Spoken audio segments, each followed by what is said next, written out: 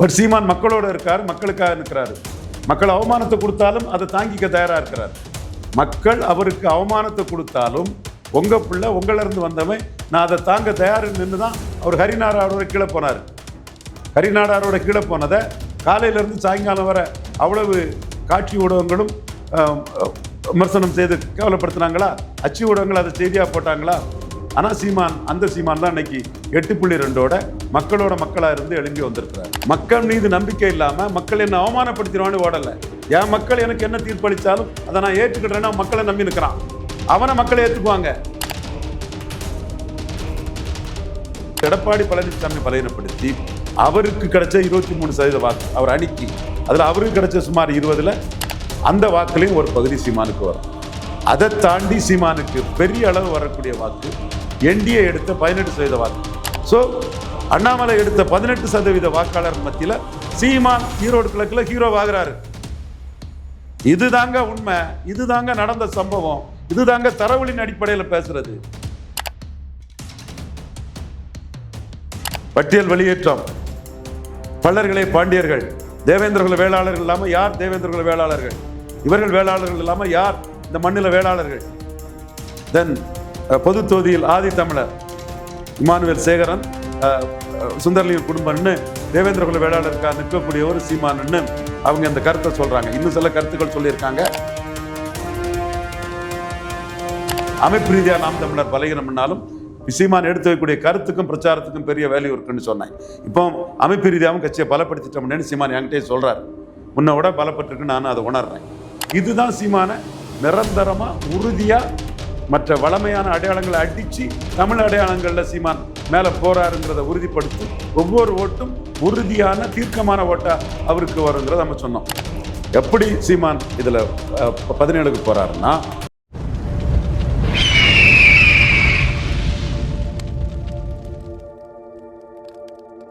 அரசியல் கருத நேயர்களுக்கு வணக்கம். இன்று நம்மோது இணையும் சிறப்பு விருந்தினர் அரசியல் திறனாய்வாளர் திரு ரவீந்திரன் துரைசாமி. வணக்கம் சார். சார், சீமான் அவர்களை யாருமே சரியாக பர்ஃபெக்டாக ப்ரெடிக்ட் பண்ணாத வேலையில் நீங்கள் மட்டும்தான் கடந்த தேர்தலும் சரி அவர் 8% எடுப்பார் சொல்லியிருந்தீங்க. இப்போ அவர் 17% எடுப்பார்னு சொல்லிட்டு தாங்கள் ஒருத்தர் தான் சொல்லிட்டு வரீங்க.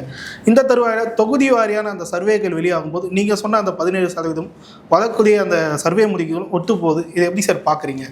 சர்வே பலதரப்பட்ட சர்வே இருக்கும். அந்த நேரத்தில் அந்த டைமில் வர்றது அதை இது பண்ணும். ரெட்டிகள் சர்வே என்னோட கருத்தை என்டால்ஸ் பண்ணுது. தம்பி கிஷோர் கே சாமியோட சர்வே என்னோட கருத்தை என்டால்ஸ் பண்ணுது. இன்னும் பல சர்வேக்கள் டெல்டாவில் ஜேவிசி சர்ராம் சர்வே என்டால்ஸ் பண்ணுது. நான் ஜேவிசி சர்ராம் சொல்கிறதுல எனக்கு சாதா மார்க்காக எடுத்திருக்கிறேன், பாத மார்க்காக விட்டுறேன்னு சொல்ல வரல.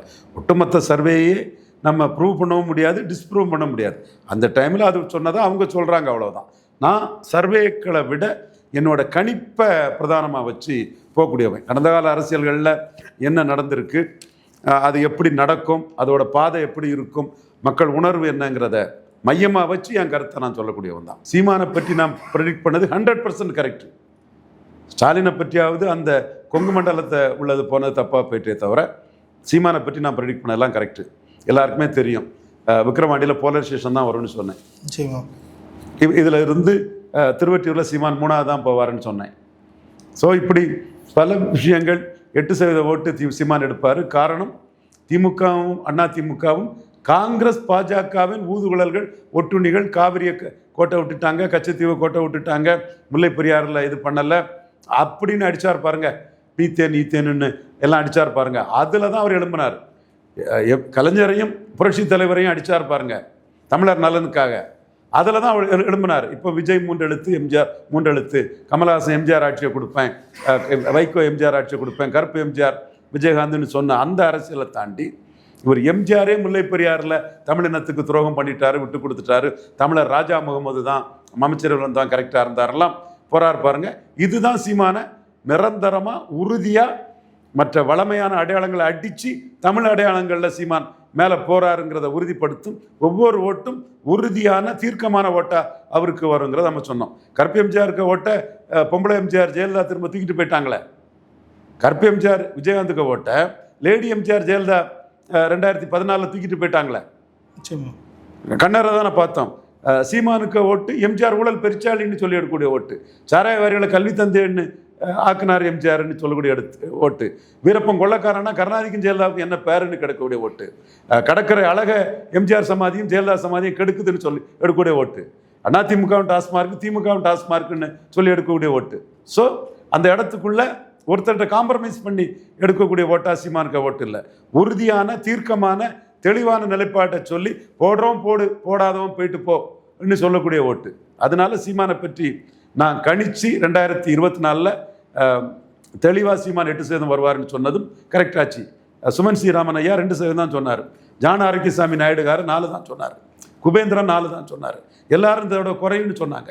ஆனால் நான் தான் சொன்னேன் கூடுன்னு 8% தெளிவாக வந்தார் சீமான். விக்ரவாண்டியில் போலரைசேஷன் தான் வரும். சீமான் வந்து போலரைசேஷனில் இருக்க ஓட்டை இழக்காமல் காப்பாற்றுறதே அவருக்கு பெரிய ஒரு ரிஸ்க்குங்கிறதையும் சொன்னேன். நல்ல வேளை 1% வாக்கு அங்கே அதிகம் எடுத்தார். இதுவும் சீமானுக்கு தெரியும். நான் சீமானை பற்றி சொல்கிறது எதுவுமே கரெக்டாக இருக்குங்கிறதும் முகத்துக்கு நேர மனசில் பட்டதான் சொல்லுவாங்கிறதும் சீமானுக்கு தெரியும். ஏன்னா விக்ரவாண்டி எலெக்ஷன் டைமில் ஐயநாதன் அண்ணன்லாம் தமிழ் தேசியம் வளரணும்னு நினச்சார். நான் வன்னியர் பரையர் போலரைசேஷன் தான் வரும்னு நான் சொன்னேன். விஜய போலரைசேஷனுக்கு பயந்து திருமங்கலம் சரத்குமார் மாதிரி ஆயிருமோன்னு ஜானவரிக்கசாமி நாயுடு என்கிட்ட இருந்து உண்மையில படித்து விட்டா விஜய் காலி ஆயிடுவாருன்னு விஜயை நிற்க விடாமல் பண்ணதே ஜானவரிக்கசாமி நாயுடு தான். காரணம் நின்னா சரத்குமார் அதிகம் பிரச்சாரம் பண்ணி திருமங்கலம் சரத்குமார் கதி மாதிரி இந்த கதி ஆயிரம் தான் நிற்க வரல. பட் போலரைசேஷன் வரும் நான் கமிட் பண்ணது ஜானவரிக்கசாமி நாயுடுக்கு தெரிஞ்சனால தான் அவர் களத்துக்குள்ளே வரல. நான் சொன்ன மாதிரி தான் அங்கே போலரைசேஷன் வந்து சீமான் வாக்கு வங்கி ஏறலை. ஆனால் இப்போ சீமான் 17% வாக்கு வருவார் நான் ப்ரெடிக்ட் பண்ணுறேன்.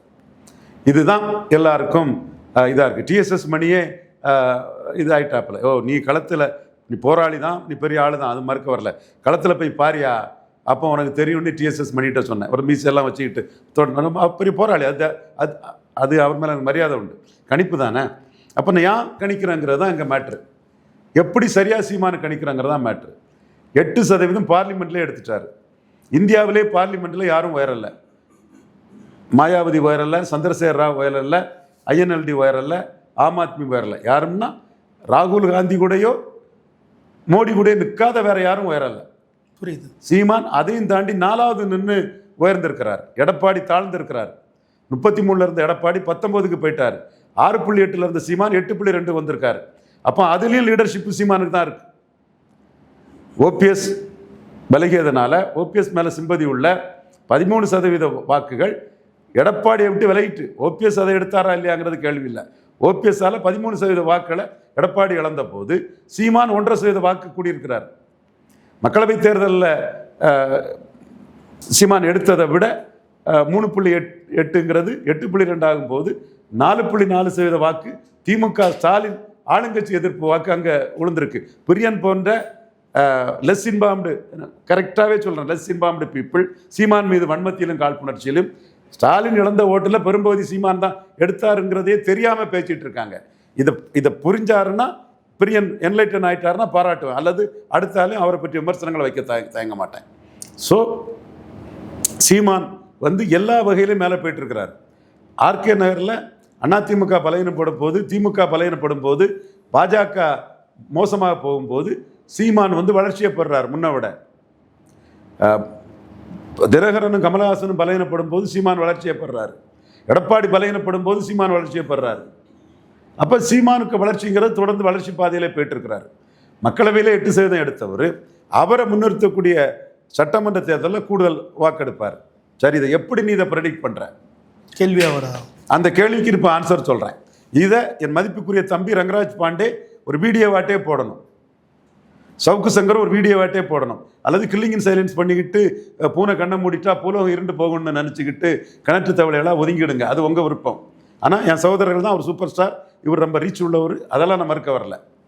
எப்படி சீமான் இதில் 17க்கு போகிறாருன்னா, சீமான் வளர்ச்சிங்கிறது ஆர்கே நகரில் இந்துத்துவாவை கீழே தள்ளிக்கிட்டு தமிழ் தேசியம் எழுப்பினது தான். இது மோடிக்கு தெரியும், அமித்ஷாவுக்கு தெரியும். தமிழக பாஜகவோட கோஷ்டி மோதல்கள் ஒருத்தருக்கு ஒருத்தர் பதவிக்காக மட்டுமே இங்கே ஓடுவாங்க, பல்லளிக்க போவாங்க. ஆனால் கட்சிக்காக எதுவும் செய்யாமல் எல்லாரும் கூடி கும்மாளம் அடித்து தமிழிசைக்கு எதிராக பொன்னாறு, எச் ராஜா, இளகணேசன் ஜி, வானதி சீனிவாசன் ஜி, எல்லா ஜிகளும் சேர்ந்து நான் தமிழ் தேசியத்தை விட கீழே கொண்டு போயிட்டாங்க ஆர்கே நகரில். இதுதான் சீமானுக்கு எழுச்சி. அப்போ அதை நான் வாட்ச் பண்ணுறேன். அடுத்து சீமானுக்கு அடுத்த எழுச்சி என்னன்னா, கமலஹாசன் தினகரன் 2 பேரும் விக்கிரவாண்டி, நாங்குநேரி, வெள்ளூர் இங்கே நிற்காம சீமான் நின்னார். அதில் சீமான் எழுப்பிட்டார். கமலஹாசன் எவ்வளோ பெரிய ஆள். இன்றைக்கும் அவரோட பிரச்சார வலிமைக்கு திமுக ராஜ்யசபா கொடுத்துருக்காங்க. இது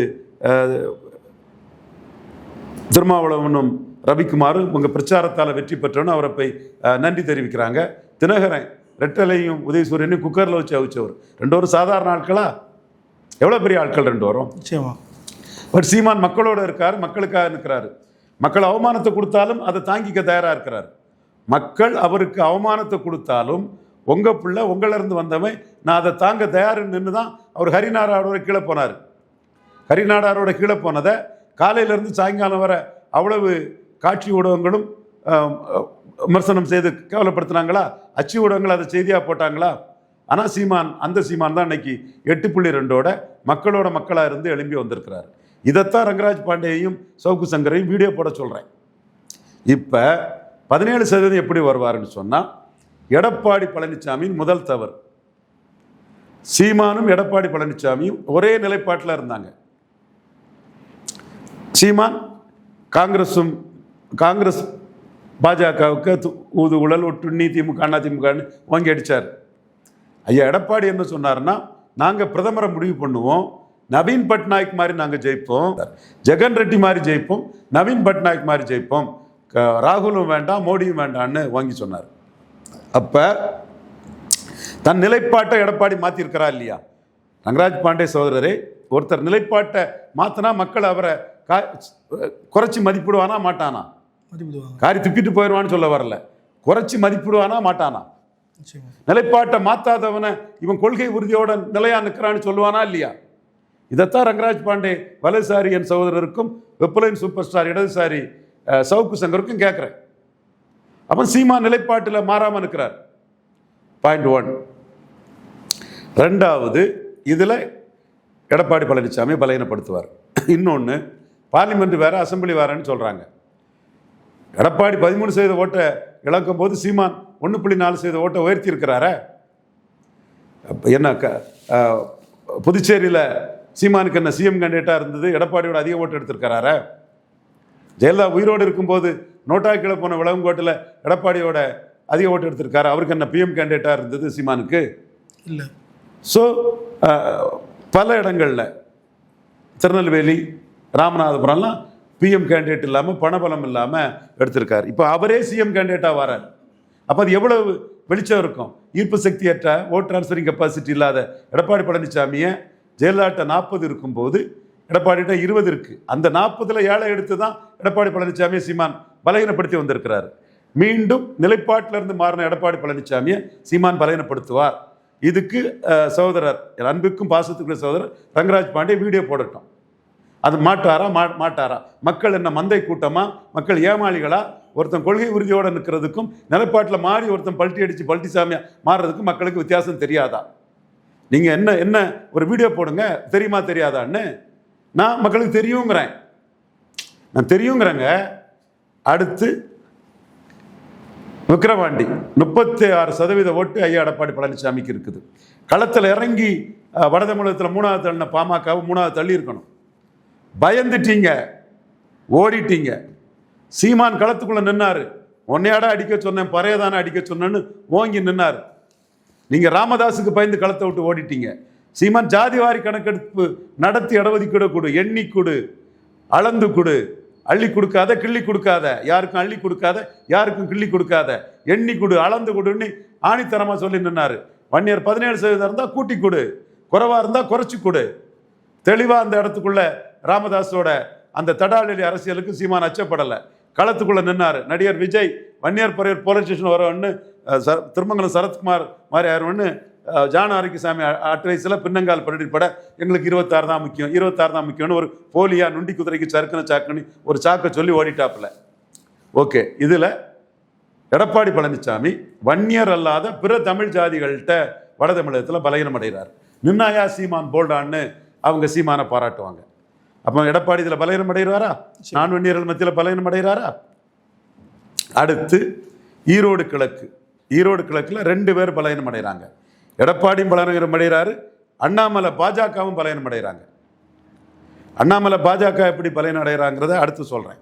முதல்ல எடப்பாடி அங்கே ஏன் நிற்கலைன்னா, ஆற்றல் அசோக்குமார் ஈரோடு கிழக்கில் ஜெயிப்பார், மணி பேக் அப்படிலாம் எத்தனை பேர் ஊடகத்தில் சொன்னாங்க. அந்த சொன்னவங்க முகத்தெல்லாம் நீங்கள் ரீகலெக்ட் பண்ணி பார்த்துக்கிடுங்க. அவர் அங்கே வந்து ஈரோடு கிழக்கில் 23% வாக்கு தான் எடுத்தார். நான் ஒரு சீட்டு கூட ஜெயிக்க மாட்டாருன்னா எடப்பாடியை. அந்த 23% வாக்கு வந்து தேமுதிக வாக்கு இருக்குது, கேப்டன் விஜயகாந்த் சிம்பதி இருக்குது, தேவேந்திர குல வேளாளர் பெருமக்கள் வாக்கு இருக்குது, அங்கே 36,000 முஸ்லீம் ஓட்டு இருக்குது, அதில் எஸ்டிபிஐ மூலமாக கிடைச்ச முஸ்லீம் வாக்கு இருக்குது. அந்த 23% வாக்கையும் வச்சுக்கிட்டு இடைத்தேர்தலில் இறங்கினார்னா ஈர்ப்பு சக்தி உள்ள சீமான், ஏற்கனவே முந்தைய இடைத்தேர்தலில் சீமான் வந்து 5% வாக்கு உயர்ந்திருக்கிறாரு, எடப்பாடி 5% குறைஞ்சிருக்கிறாரு ஸ்ட்ரக்சர்டு ஓட்டுல இருந்து. அப்போ 23 ஒரு 5 குறைஞ்சாலும் 18 போயிடுவார். அவர் 8.3 எடுத்திருக்கிறாரு அந்த 2024 மக்களவையில் ஈரோடு கிழக்குக்குள்ள. அதில் 5 கூடினாலும் 13.3 போயிடுவார். அப்போ கொங்கு மண்டலத்திலே எடப்பாடிக்கும் சீமானுக்கும் வித்தியாசம் இல்லைன்னு ஆயிரும், கிட்டத்தட்ட நெருங்கிட்டானே ஆயிரும். இது தமிழ்நாடு ஃபுல்லாக தெரிஞ்சிடும். ரங்கராஜ் பாண்டே நீங்கள் இன்டலெக்சுவலி ஆனஸ்டான ஒரு பொலிட்டிக்கல் அனலிஸ்ட்னா சாணக்கியாவில் இதுக்கு வீடியோ போடுங்க. சீமானுக்கும் எடப்பாடி பழனிசாமிக்கும் வித்தியாசம் குறைஞ்சிரும்ங்கிறதுக்காக, அது பெருசாக இருக்காதுங்கிறதுக்காக, அதை தவிர்க்கிறதுக்கு எடப்பாடி பழனிசாமி ஈரோடு கிழக்கு களத்தை விட்டு ஓடினார். அப்போ சீப்பை ஒழிச்சு வச்சுட்டா கல்யாணம் நின்றுமா? நீங்கள் ஈரோடு கிழக்கு களத்தை விட்டு ஓடினால சீமானுக்கு எமர்ஜென்சியை தடுத்துட முடியுமா? அப்போ எப்படி வன்னியர் அல்லாத தமிழர்கள் மத்தியில் சீமான் ராமதாஸை எதிர்த்து களத்துக்குள்ள சீமான் தாயா நின்னாரு, எடப்பாடி ஓடிட்டாருன்னு அந்த மக்கள் நினைக்கிறாங்களோ, செங்குந்தர், உடையார், யாதவர், அகமுடையார், கிராமணி, மீனவர், பறையர் சமூக சகோதரர்கள், கார்காத்த வேளாளர், தொண்டைமண்ட வேளாளர், செங்குந்தர் போன்ற சமூகங்கள் நினைக்கிறாங்களோ, அதே மாதிரி எடப்பாடி பழனிசாமி ஓடிட்டாரு களத்தை விட்டுன்னு கொங்கு மண்டலத்தில் கொங்கு வேளாளர் அல்லாத கொங்கு நாடார்கள், செங்குந்தர்கள், முஸ்லீம்கள், இப்படி போயர், ஒட்டர், வேட்டுவ கவுண்டர், ஊராளி கவுண்டர் போன்ற சமூக மக்கள் நினைக்கிறாங்க. நான் களத்திலிருந்து வர்றேன், விஸ்வகர்மா சமூகத்தை சேர்ந்தவங்க எனக்கு ஃபோன் பண்ணி பேசுகிறாங்க, என்ன இருந்தாலும் சீமான் நின்னாரியா, எடப்பாடி களத்தை விட்டு ஓடி இருக்கக்கூடாது, அது தவறு, சீமான் தாங்க லீடர் அப்படின்னு அவங்க பேசுகிறாங்க.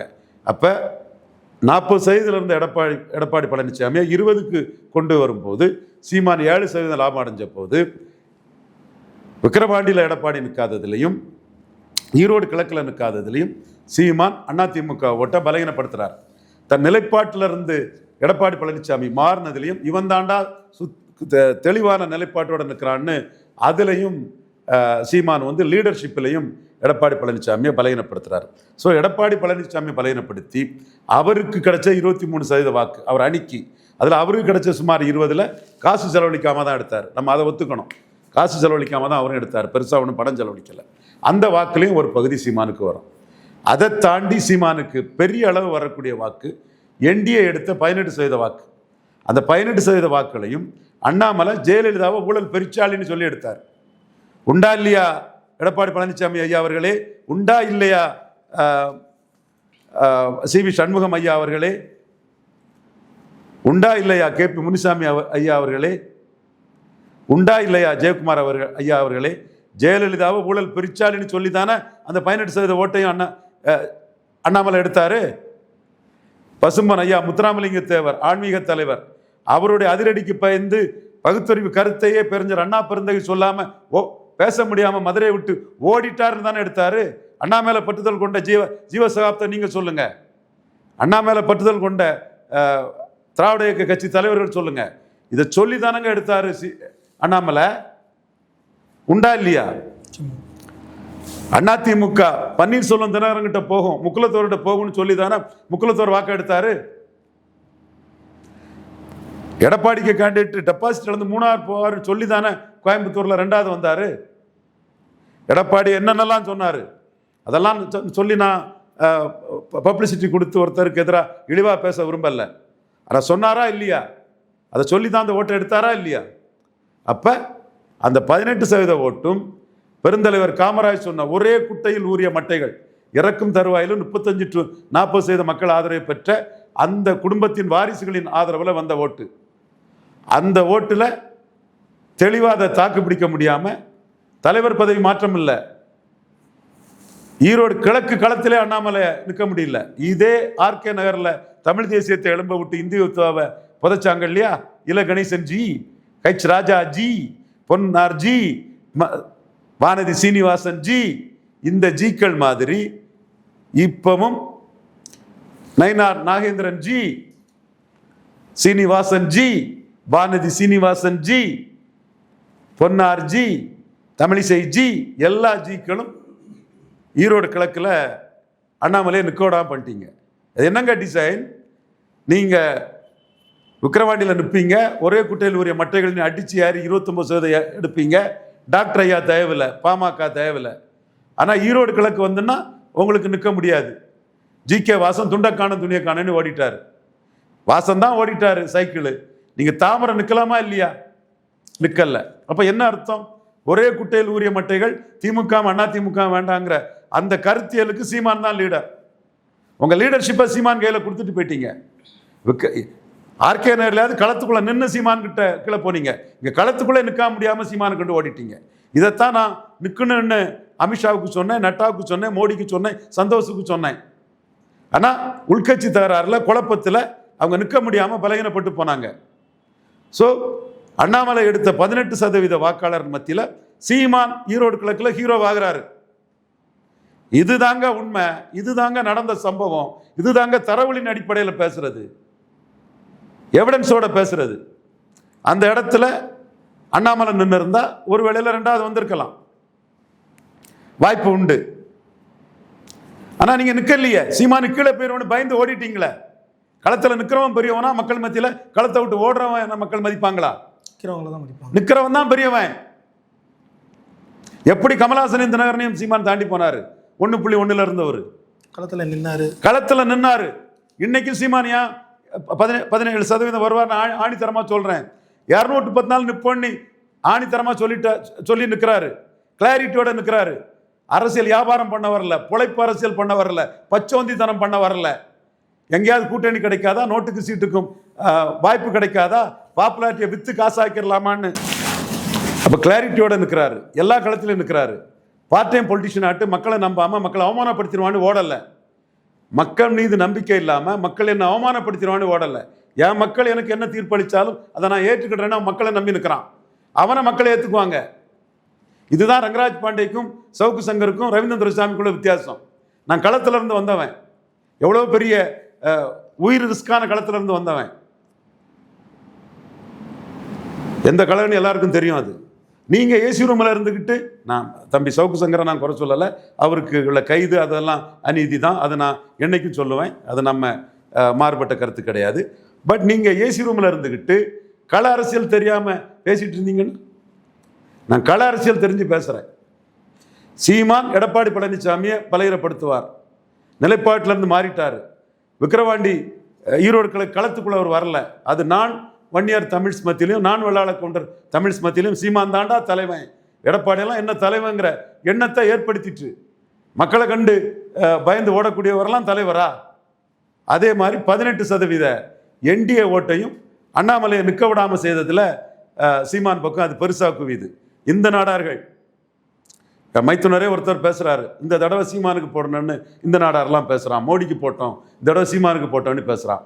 தேவேந்திர குல வேளாளர்கள் பேங்க் சந்திரன் என் நண்பர், நீண்டகால நண்பர், பரமோடிக்காரரு, எக்ஸ் சர்வீஸ் மேன், பேங்கில் ஆஃபீஸராக இருந்தவர், எழுதியிருக்காரு எனக்கு. பட்டியல் வெளியேற்றம், பல்லர்களே பாண்டியர்கள், தேவேந்திர குல வேளாளர்கள் இல்லாமல் யார் தேவேந்திர குல வேளாளர்கள்? இவர்கள் வேளாளர்கள் இல்லாமல் யார் இந்த மண்ணில் வேளாளர்கள்? தென் பொது தொகுதியில் ஆதி தமிழர் இமானுவேல் சேகரன், சுந்தரலிங்கம் குடும்பம்னு தேவேந்திர குல வேளாளருக்காக நிற்கக்கூடியவர் சீமானுன்னு அவங்க இந்த கருத்தை சொல்கிறாங்க. இன்னும் சில கருத்துக்கள் சொல்லியிருக்காங்க, அதை நான் பொது வெளியில் வைக்க விரும்பலை. சமூக ஒற்றுமையை தான் என் கருத்தாக கொள்ளுவாங்கிறனால அதை நான் பொது வெளியில் வைக்க விரும்பலை. இந்த வாக்குகள் மோடிக்கு ஆதரவாக விழுந்த வாக்குகள் சீமானுக்கு பெரிய அளவில் கிடைக்கும். யாதவர் முத்துராஜா வாக்குகள், மோடி பிரதமர் விழுந்த வாக்குகளில் சீமானுக்கு பெரிய அளவில் கிடைக்கும். நான் வெள்ளாள கவுண்டர் தமிழ்ஸ், நான் வன்னியர் தமிழ்ஸ், மோடிக்கு விழுந்ததில் சீமானு கிடைக்கும். நான் உண்மையாட்டும் நேர்மையாட்டும் பேசக்கூடியவன். ஸ்டாலினுக்கு இந்த ஓட்டில் பங்கு போகும். இது பலருக்கு அதிர்ச்சியாக இருக்கலாம். ஏன் இவ இதை சொல்கிறான்னு நிறைய பேர் கோபப்படலாம். நான் சொல்கிறது நாளைக்கு கரெக்டாக வரணும்னு நினைக்கக்கூடியவன். கலைஞர் தலைமைக்கு 2016 மோடி தலைமைக்கு விழுந்த வாக்கில் 19% வாக்கில் 6% வாக்கு 2016 கலைஞர் தலைமைக்கு விழுந்தது. சீமான் தான் அதை தடுத்து தன் தலைமைக்கு இப்போ எடுக்க முடியும். அந்த ஓட்டுக்குள்ள சீமான் தலைமைக்கும் வாக்கு இருக்குது, ஸ்டாலின் தலைமைக்கும் வாக்கு இருக்குது. அது கலைஞர் தலைமைக்கு 6% போயிருக்குது. நான் ஸ்டாலினை அந்த இடத்துக்குள்ள குறைச்சி மதிப்பிடலை. நான் சொன்னது நாளைக்கு கரெக்டாக இருக்கணுங்கிற அடிப்படையில் தான் என்னோட கருத்துக்களை பேசுகிறேன். தரவுகளின் அடிப்படையில் தான் பேசுகிறேன். கடந்த காலத்தின் சம்பவத்தின் அடிப்படையில் தான் பேசுகிறேன். கற்பனையோ ஆசையோ பேசலை. திருவொற்றியூரில் சீமான் ஜெயிப்பார் நான் சொன்னான், ஜெயித்திருக்கவா போகிறாரு, 3ஆவது தான் வருவாருன்னு நாம் தமிழர் தம்பிகள் என்ன திட்டுனாங்க. சீமான் என்கிட்ட நேரடியாக பேசி வருத்தப்பட்டார். நீங்களே நான் ஜெயிப்பேன்னு சொல்லலைன்னா யாருன்னே ஜெயிப்பேன்னு சொல்லுவாருன்னு வார்த்தையை உண்மையிலே நியாயத்தோடு கேட்டார். அப்போவே நான் யோசித்தேன், தோப்பாருங்கிறத நம்ம சொல்லியிருக்க வேண்டாமோ, தப்பாக சொல்லிட்டோமோங்கிறத நினச்சேன். உள்ளாட்சி தேர்தலில் பாஜக தான் 3ஆவது வரும் டெல்லி ரிசல்ட்ஸோட. நாம் தமிழருக்கு ஒர்க்கும் இல்லை, வெயிட்டான கேண்டிடேட்டும் இல்லைன்னு சொன்னேன். அதே ரவீந்திரன் துரைசாமி தான் ஈரோடு கிழக்கில் ஸ்டாலின் சொன்ன 1% சீமான் பெரிய அளவுக்கு எமர்ஜ் ஆவாருன்னு சொன்னேன். சீமானுக்கு பிரச்சாரத்துக்கு வேல்யூ இருக்குன்னு சொன்னேன். சீமான் எடுத்து வைக்கக்கூடிய கருத்துக்கு வேல்யூ இருக்குன்னு சொன்னேன். அமைப்பு ரீதியாக நாம் தமிழர் பலகீனம்னாலும் சீமான் எடுத்து வைக்கக்கூடிய கருத்துக்கும் பிரச்சாரத்துக்கும் பெரிய வேல்யூ இருக்குன்னு சொன்னேன். இப்போ அமைப்பு ரீதியாகவும் கட்சியை பலப்படுத்திட்டோம்னு சீமான் என்கிட்டே சொல்கிறார். முன்ன விட பலப்பட்டிருக்குன்னு நான் அதை உணர்றேன். கேண்டிடேட்டெல்லாம் சீமான் எக்ஸ்ட்ராடினரியாக போடுவார். ஒரு 100-130 கேண்டிடேட்டு 25 to 30 வயசுக்குள்ளே உள்ளவங்க. இப்போ பெரிய அளவில் அது புரட்சியாக இருக்கும். இப்படி 117 தொகுதி பெண்களுக்கு தொடர்ந்து கொடுக்கறதுல பெண்கள் மத்தியில் அவருக்கு கான்ஃபிடன்ஸ் வரும். அடுத்து பொது தொகுதியில் ஆதித்தமிழர் பறையருங்கிறதுல சீமான் வந்தாதாயா நமக்கு அரசியல் அதிகாரம் வரும்னு பறையர் சமூகமும் தேவேந்திர குல வேளாளர் சமூகமும் உறுதியாக நினைப்பாங்க. இன்னைக்கு 5% இடஒதுக்கீட்டை பறையர்களுக்கும் தேவேந்திர குல வேளாளர்களுக்கும் உயர்த்தி கொடுக்கணும்னு சீமான் போட்டிருக்காரு. அது தொடர்பாக அவரே எனக்கு சில டீட்டெயில்ஸை இன்னைக்கு அனுப்பி கொடுத்துருக்கிறாரு. அதையும் நான் பதிவு பண்ணுறேன். அவரே அனுப்பி கொடுத்தது மாணிக்க சுவாமி நாயுடு மேல்நிலைப்பள்ளி, கோவிந்தபுரம், தாராபுரம் வட்டம், திருப்பூர். எஸ்சி பட்டியல் இனத்தவர் முன்னுரிமை அடிப்படையில் அருந்ததியர்களுக்கு வழங்கப்படுங்கிறார். அந்த இதில் கொடுத்துருக்காங்க. அடுத்தால இன சுழற்சி SCA, இது எந்த ஸ்கூலு? ஆசிரியை தேவை, முதுகலை பட்டதாரி, பெண் ஆசிரியை, SPK பெண்கள் மேல்நிலைப்பள்ளி, அருப்புக்கோட்டை. சைவபானு சத்ரியா வித்யாசாலா, SPK எனக்கு தெரியும். சைவபானு சத்ரியா வித்யாசாலா, SPK பெண்கள் மேல்நிலைப்பள்ளி, நாடார் ஸ்கூலு. அங்கே SCAன்னு கொடுக்குறாங்க. அடுத்து நான் விருதுநகர் படித்தனால இதெல்லாம் எனக்கு தெரியுங்கிறாங்கள டிலே பண்ணேன். அடுத்து ராமநாதபுரம் ஆரிய வைசிய மேல்நிலைப்பள்ளி. இங்கே ஆதிதிராவிடர் முன்னுரிமை அடிப்படையில் அருந்ததியர் SCA. இது ராமநாதபுரத்தில் எப்படி இருக்குது? SPK ஆர்ட்ஸ் காலேஜ் அருப்புக்கோட்டையில் சைவபானு சத்ரியா வித்யாசாலா அங்கே எப்படி இருக்குது? மாணிக்கசாமி நாயுடு சமூக சகோதரர்கள் தாராபுரம் வட்டத்தில் கோவிந்தாபுரத்தில் வச்ச ஸ்கூலில் எப்படி இருக்குது? சீமான் இதனால் பறையர்களுக்கும் தேவேந்திர குல வேளாளர்களுக்கும் பாதிப்புங்கிறார். 5% அவங்களுக்கு உயர்த்தி கொடுக்கணும்னு சொல்கிறார். மீண்டும் இந்த இடத்துல நான் என்ன சொல்கிறோம்னா, அருந்ததியர், நாயுடு, பிறமொழியாளர்கள் ஸ்டாலின்ட்ட கன்சால்டேட் ஆகிட்டாங்க. இளங்கோவனுக்கு 80% போட்டவங்க உதயசூரியனுக்கு, சந்திரகுமாருக்கு 90% அருந்ததியர், நாயுடு போட்டிருக்காங்க. இது என்டையர் கொங்கு பெல்ட்டிலையும் சரி வட தமிழகத்திலும் இதுதான் எதிரொலிக்கும். அந்த இடைத்தேர்தலிலே அருந்ததியர் ஓட்டுக்களை கன்சால்டேட் பண்ணக்கூடிய அரசியலை தான் திமுக செய்தாங்க, கன்சால்டேட் பண்ணிட்டாங்க. அப்போ ரிவர்ஸ் இதில் சீமான் மட்டும்தான் இருக்கிறாப்புல. எடப்பாடியும் அருந்ததியருக்காக ஜெயலலிதா முடிவில் மாறி போகிறாரு. விஜயும் படம் ஓடுறவங்களுக்காக கருவாட்டு சாம்பாரா அந்த பக்கம் இல்லாமல் இந்த பக்கம் இல்லாமல் அருந்ததியர் இதுக்குள்ளே அவர் கருத்து சொல்ல முடியாத நிலைமையில் இருக்கிறார். அப்போ சீமானுக்கு இன்னைக்கு 20% மேலே இருக்கக்கூடிய பறையர் தேவேந்திர குல வேளாளர் வாக்கில் கணிசமான அளவு 2026 சீமான் தான் லீடர்னு விழும். கண்ணை மூடிட்டு விஷயங்களை சொல்லக்கூடியவங்க கிடையாதுங்க. நான் வண்ணார், நாவிதர், குயவர், போயர், ஒட்டர், வேட்டோ கவுண்டர், ஊராளி கவுண்டர், தொட்டிய நாயக்கர், மருத்துவர், மங்களா, முக்குவர், பரதவர், பரவராஜகுல மேலவர், ஆண்டி பண்டாரம், ஜங்கம், யோகீஸ்வரர், வேட்டுவ கவுண்டர், ஊராளி கவுண்டர், இந்த சமூகங்களெல்லாம் எடப்பாடி சிவி சண்முகம் பண்ணது தவறுன்னு இருக்காங்க. நான் இந்த சமூகங்கள்லாம் என் கூட கான்டாக்டில் தான் இருக்கிறாங்க. அவங்கள ஓட்டுகளும் ஸ்டாலினை நோக்கியும் சீமானை நோக்கி நகரும். இப்படி பல அம்சங்களில் சீமான் தாராளமாக 17% வாக்கு 2026 எடுப்பாருங்கிறது கடந்த காலம். இதை வச்சு என் கணிப்பு. இதை ரங்கராஜ் பாண்டே கிட்ட நான் விவாதம் பண்ணதுக்கு தயாராக இருக்கிறேன். 1-to-1 லைவ் டெலிகாஸ்ட்டுக்கு தயார். சவுக்கு சங்கர்கிட்ட விவாதம் பண்ண தயாராக இருக்கேன். 1-to-1 லைவ் டெலிகாஸ்ட்டுக்கு தயார். இதை நான் ஏன் இன்னைக்கு ஆணித்தரமாக நிமிர்ந்து சொல்கிறோம்னா, 24ல் ரவீந்திரன் துரைசாமி சொன்னதையும் ரங்கராஜ் பாண்டே சொன்னதையும் சவுக்கு சங்கர் சொன்னதையும் டேபிள் போட்டு ஒப்பிட்டு பாருங்க. நான் கருத்து கணிப்பை நம்பி சொல்லக்கூடியவன் இல்லை, களத்தை நம்பி சொல்லக்கூடியவன். உறுதியாக சொல்கிறேன், சீமான் இன்னும் களத்தில் இறங்கி பிரச்சாரம் பண்ணும்போது அவரோட வேல்யூ வந்து பெரிய அளவுக்கு உயரும். எடப்பாடி பழனிசாமி தலைமைக்கும் சீமான் தலைமைக்கும் 2024 உள்ள வாக்குகளில் பெரிய வித்தியாசம் இருக்காது. 2026 பெரிய வித்தியாசம் இருக்காது. 24 சீமான் வந்து வாக்கு இன்னும் உயர்ந்திருக்கும், 4% வாக்கு உயர்ந்திருக்கும். அண்ணாமலை ஒரு மாற்று சக்தியாக நின்னதுனால தான் சீமானுக்கு வாக்கு உயரலை. அதனால் இப்போ விஜய் மாற்று சக்தியாக வராருன்னு பலவர் சொல்லிட்டு இருக்காங்க. Vijay ineligible, is not competent to fill 234 seats. அவருடைய அரசியல் வியாபாரிகள் 234 தனிச்சு போட்டிட்டு பணம் செலவழிக்க வரமாட்டான். விஜய் எப்படி ஒரு சந்தர்ப்பவாதி பிழைப்புவாதியோ அரசியல் வியாபாரியோ, கூட இருக்கவங்களும் சந்தர்ப்பவாதம் பிழைப்புவாதம் தங்களை முன்னிலைப்படுத்தி கொடுவதற்கும் தங்களுக்கு என்ன லாபம்னு தான் வருவாங்க. இப்போ வந்து 60 வயசு தாண்டின ஒரு 7-8 பேர் சேர்ந்துருக்காங்கல்ல, யாரும் 26ல் நின்றுக்கிட்டு 31ல் பலன் வரும்லாம் நினைக்க மாட்டாங்க. எடப்பாடி சீட்டு கொடுத்துட மாட்டாரா, விஜயால் பாதிக்கப்பட்டவனு எடப்பாடி 5 நடிக்கிற மாட்டாரா, அதில் சீட்டு வந்துடாரா, அதில் நம்ம கேண்டிடேட் ஆயிருமானு தான் அவங்க நினைப்பாங்க. ஸோ விஜய் கம்பேரிசனும் சீமானுக்கு ப்ளஸ் தான்.